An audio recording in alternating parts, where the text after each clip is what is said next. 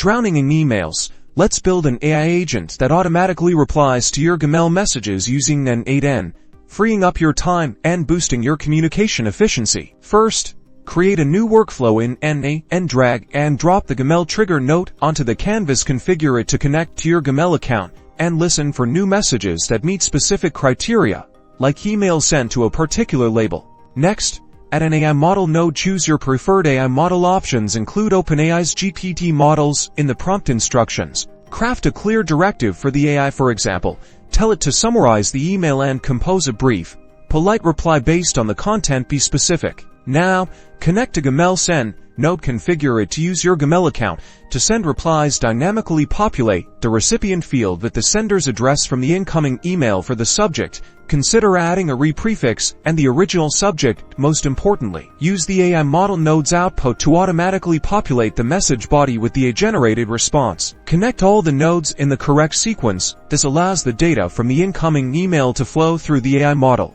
generate a response, and then use the Gmail send node to send the automated reply. Activate your workflow and test it with a sample email. Watch as your AI agent reads, understands, and responds to your emails, all on its own. This is just the beginning.